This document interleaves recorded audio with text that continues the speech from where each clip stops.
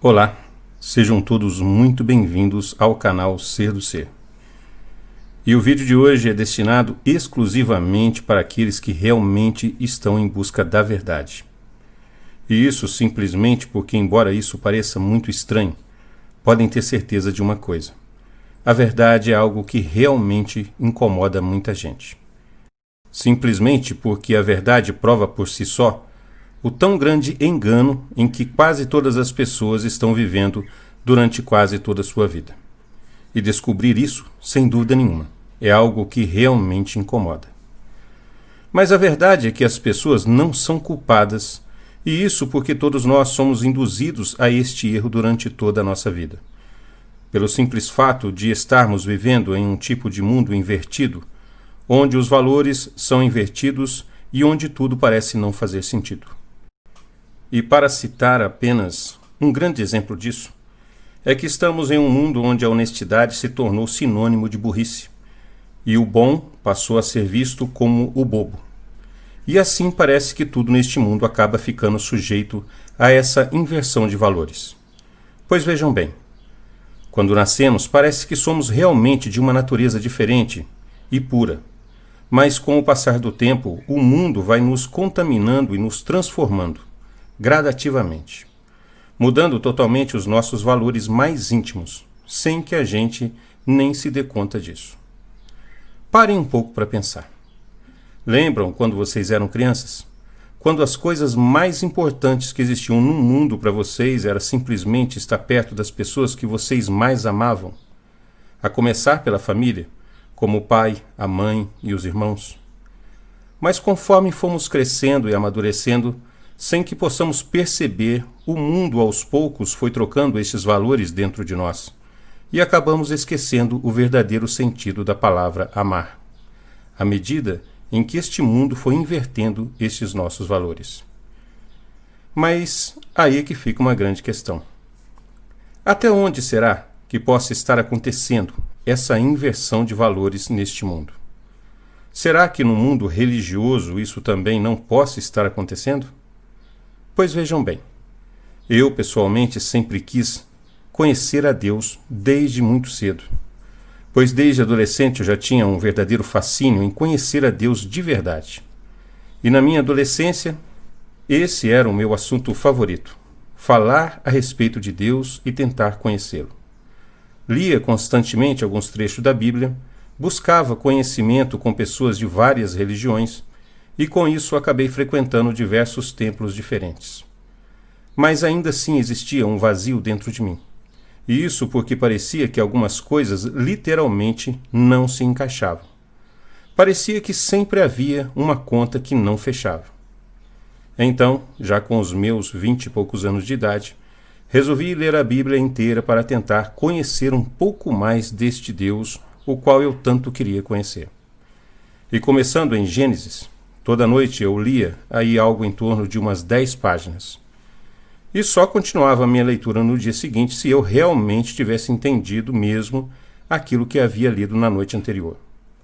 E caso eu não tivesse entendido, eu voltava e lia novamente a mesma parte por quantas vezes fosse necessário, até que eu entendesse realmente o que aquele trecho queria mesmo dizer. E nessa minha leitura e releitura, a verdade é que, ao terminar de ler a Bíblia pela primeira vez, seria como se eu já a tivesse lido por pelo menos umas 4 vezes. E sabe o que aconteceu quando eu acabei de ler a Bíblia pela primeira vez? Eu parei para pensar no que eu realmente havia entendido de tudo aquilo que eu havia lido. E dentro de mim, sinceramente, o que eu vi é que eu não tinha entendido absolutamente nada.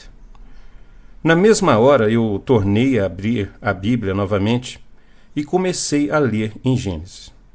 E quando terminei de ler ela pela segunda vez, novamente aconteceu da mesma forma.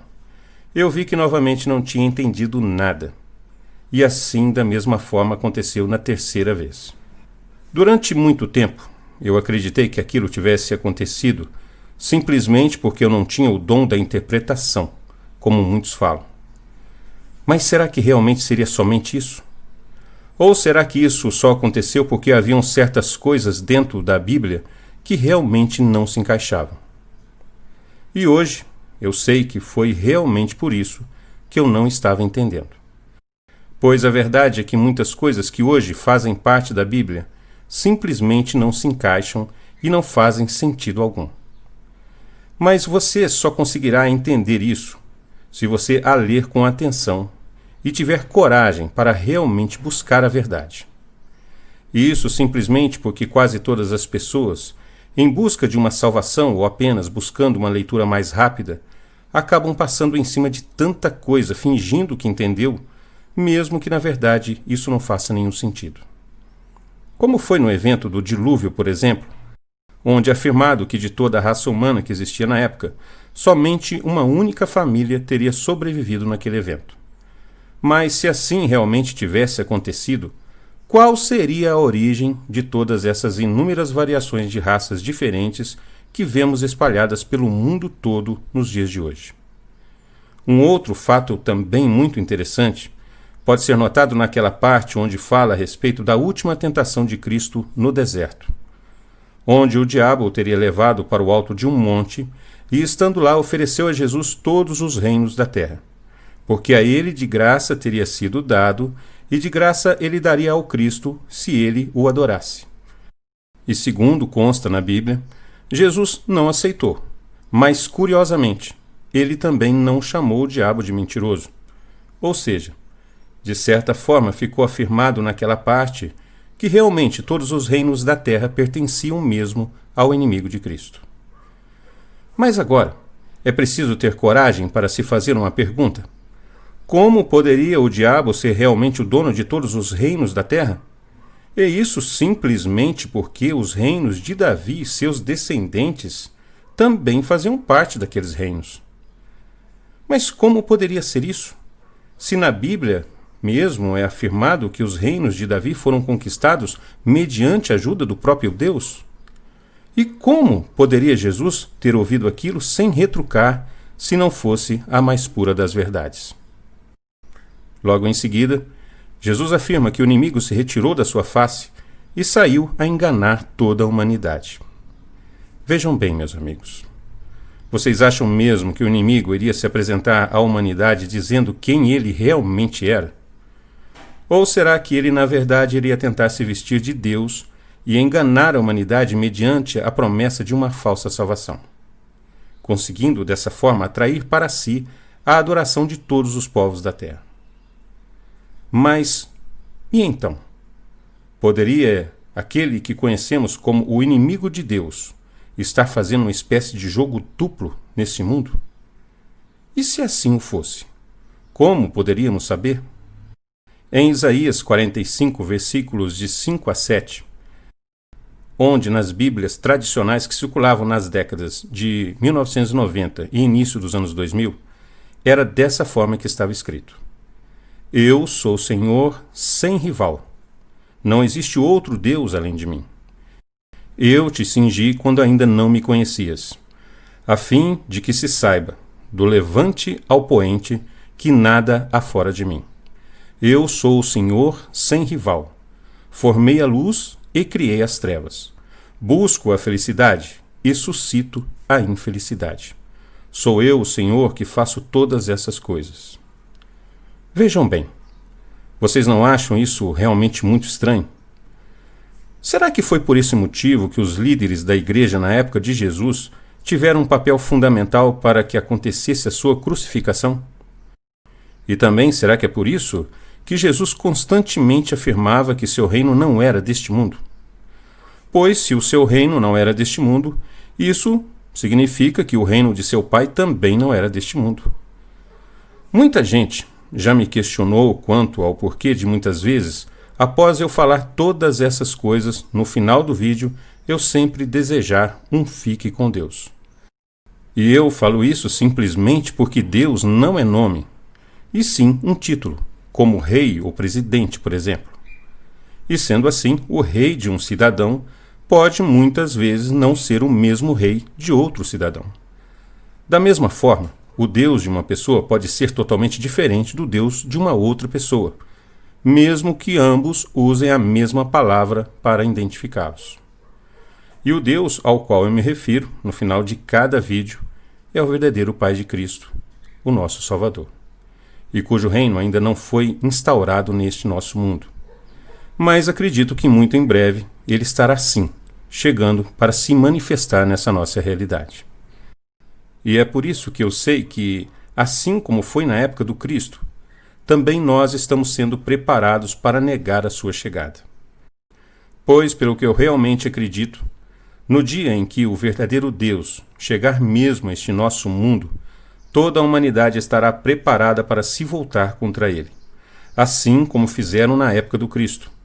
E isso porque, se ele for realmente da natureza que eu acredito que ele será, ele aparecerá primeiramente nos céus e modificará por completo a nossa percepção de realidade, fazendo com que caia o véu dessa falsa realidade, onde poderão ser observadas muitas mudanças que ocorrerão principalmente nos céus. E neste momento todos irão acreditar que tudo isso vai ser simplesmente o projeto Blue Beam entrando em ação. Depois ele tentará trazer paz e união a todos os povos do mundo, e tentará unir todas as religiões, mas ninguém vai querer aceitar isso. E isso porque cada uma delas acredita que o seu Deus é o único que realmente é o verdadeiro, ou que sua maneira de professar sua fé é a única digna de salvação. E então, este nosso Salvador será considerado por quase todos como sendo o próprio Anticristo. E com certeza seremos os piores inimigos dele, da mesma forma como fomos os piores inimigos do Cristo. E aí, então, tomara que ele não se esqueça das palavras que o Cristo falou na cruz pouco antes de morrer. Que ele deveria nos perdoar, pois nós não sabemos o que fazemos.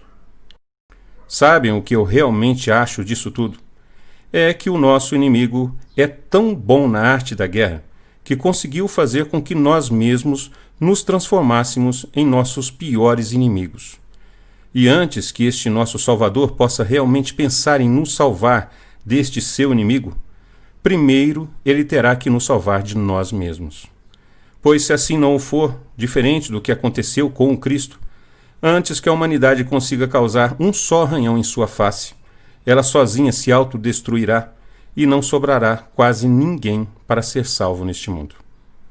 Bom, meus amigos, pelo menos é nisso que eu realmente acredito. E no mais, o que eu realmente desejo a todos vocês é muita paz a todos, um forte abraço, fiquem com Deus, o Pai de Cristo, e até a próxima.